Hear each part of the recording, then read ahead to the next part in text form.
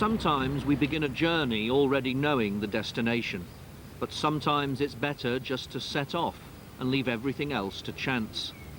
This trip began in Australia, and before it ended, it took me to some unexpected and unsettling places. It was a spiritual quest of sorts. I was looking for people who might have the answer, and I found them.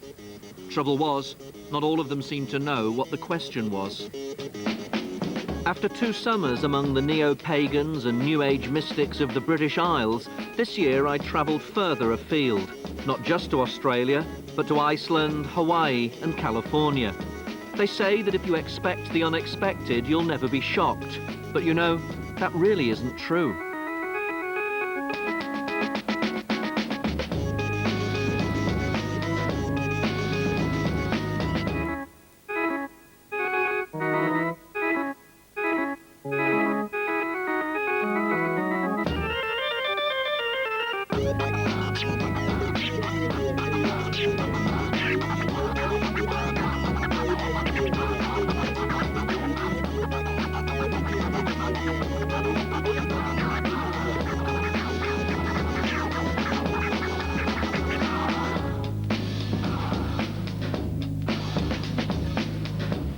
Greetings, star children and rapidly awakening galactic humans everywhere on Spaceship Earth.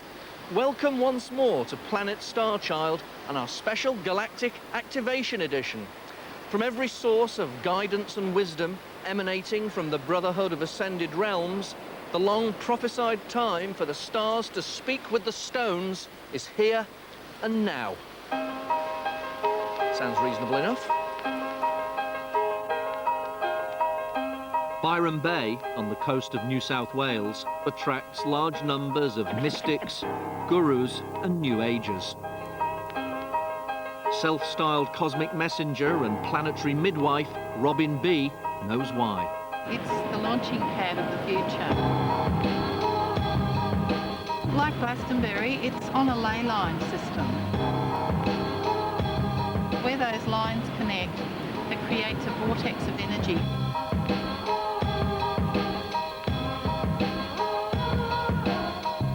People get attracted here without knowing anything.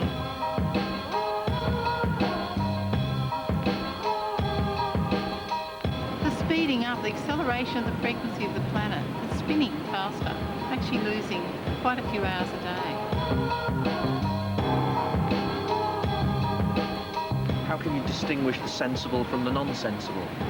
Well, everything's perfect, you see. Everything's already perfect. You're on Byron Bay time.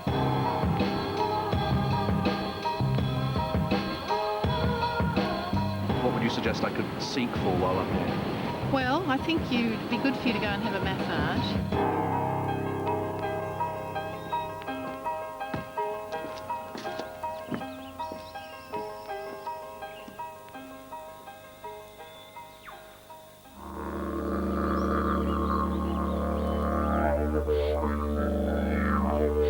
Massage by didgeridoo is an extremely physical experience, even though you're never actually touched.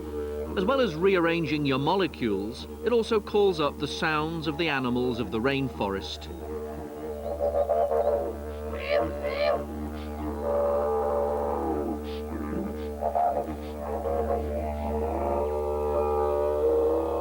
The backwoods around Byron are home to hundreds of people experimenting with ritual, therapy and dress sense. This is a community with one foot in the past and one in the future. They belong to an ancient pagan tradition that they're still making up.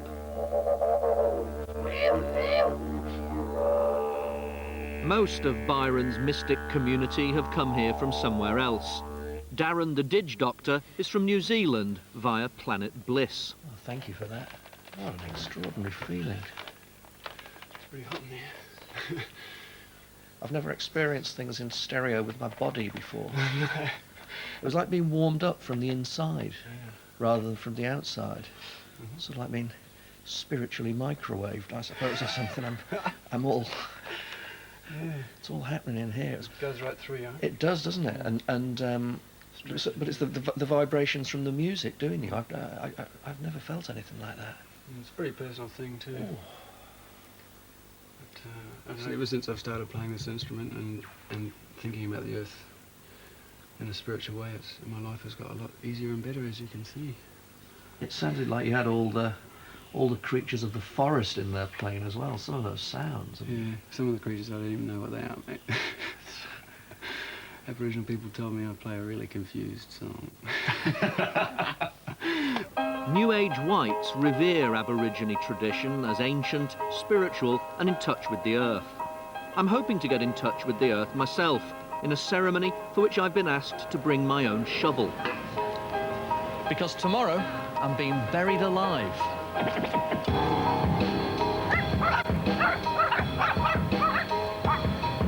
But before I can be buried, I have to be immersed, because this is bath night. Angel bath night.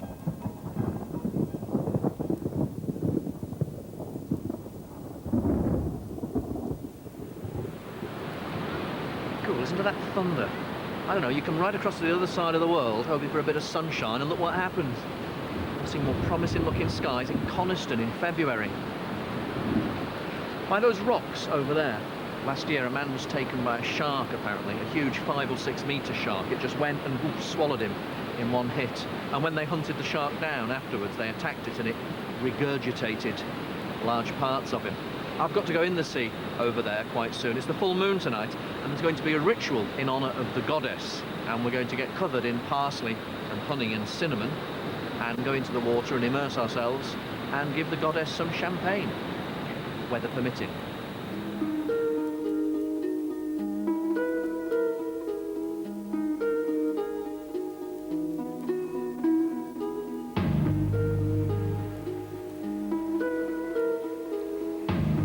Goddess bless, angel bless, bless the universe and all who are invigorated by your immense beauty and love.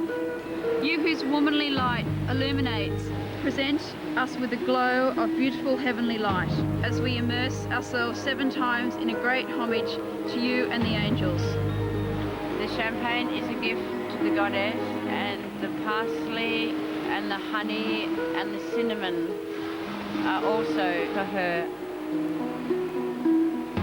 Wow, moon protection factor 15.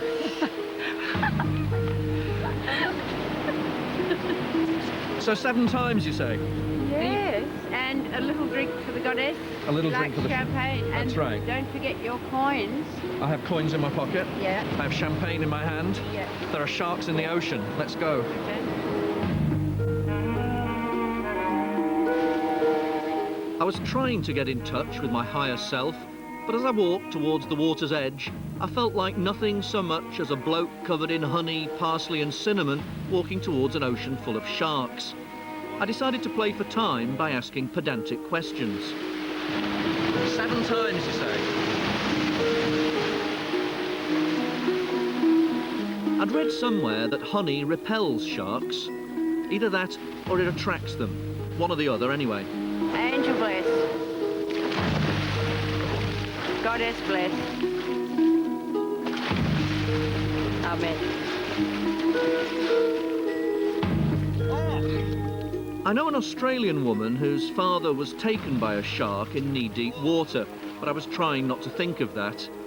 And then suddenly I realised I was actually having fun, which I suspect was the main purpose of this not entirely unfrivolous goddess ritual.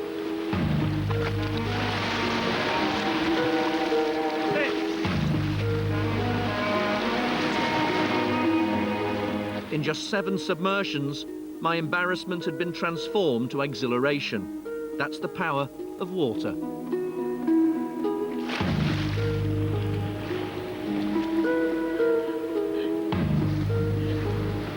Cheers to the gods of weather. To weather!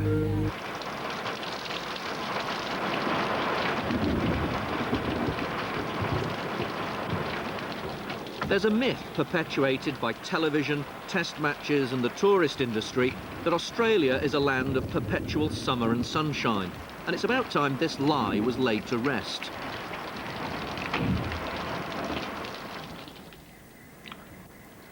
Well, this is a bit depressing.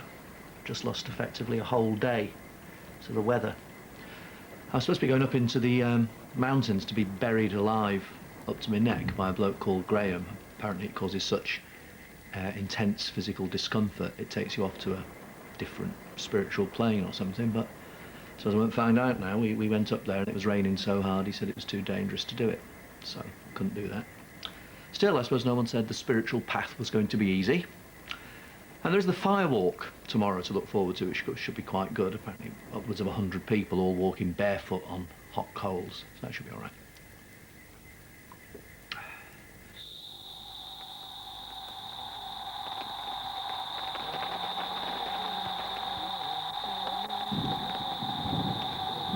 You never saw a fire walk rained off in Neighbours, did you?